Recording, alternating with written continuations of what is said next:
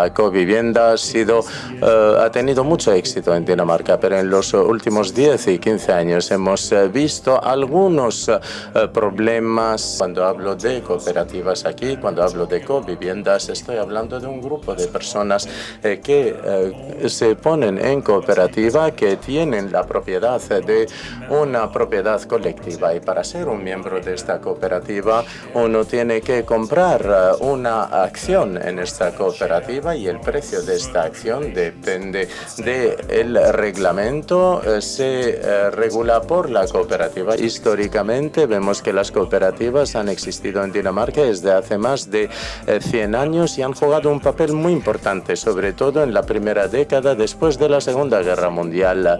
Las cooperativas de viviendas habían más o menos desaparecido, pero a mediados de los años 70 y en los años 80 hemos visto la emergencia de cooperativas como una forma de vivienda muy importante en Dinamarca. Al final del siglo pasado pasó algo importante que nos muestra lo que puede ser el peligro en la vivienda cooperativa. En el 2001 tuvimos un nuevo gobierno de derechas después de un periodo muy largo de gobierno socialdemócrata, y este nuevo gobierno quiso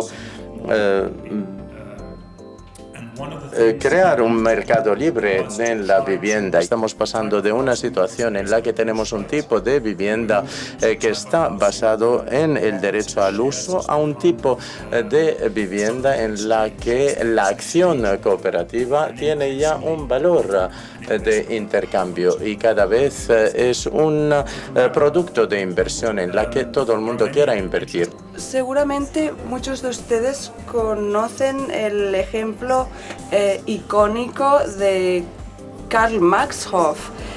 Se basaba en el tipo de edificios en Viena que son una especie de bloques que constituyen toda la ciudad, y en este caso el Karl Marx-Hof es un ejemplo de covivienda. Después de la guerra muchas mujeres tuvieron que incorporarse al trabajo porque había una falta de hombres, se tuvieron que organizar y siguieron un pensamiento social siguiendo el Partido Socialista y desarrollaron un tipo de viviendas con cocinas comunes, con guarderías comunes, con lavanderías, etc.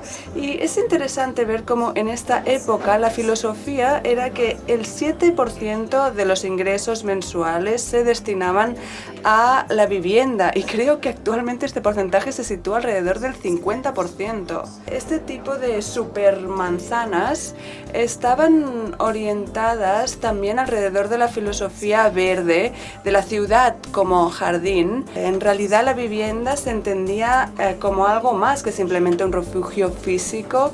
En Viena ahora la sostenibilidad social es muy importante. Antes se hablaba mucho de ecología, pero se construyeron viviendas muy caras que ahora son más eficientes energéticamente, y entonces luego surgió el concepto de sostenibilidad social. En el caso uruguayo, la mayoría de las cooperativas de vivienda están sostenidas por una mayoría importante de mujeres que siempre son el centro del núcleo familiar.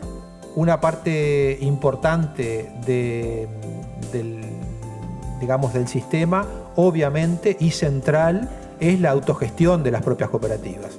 En este caso la autogestión no es un eslogan, sino que es justamente una condición. Si las cooperativas no autogestionan, no podrían existir en el sistema uruguayo. Es decir, ellas son las que tienen que tomar todas las decisiones. Hay que tener en cuenta que una cooperativa es una entidad privada, ¿verdad?, social. Las cooperativas de uso y goce tienen la propiedad del suelo y de todo el conjunto habitacional en forma colectiva.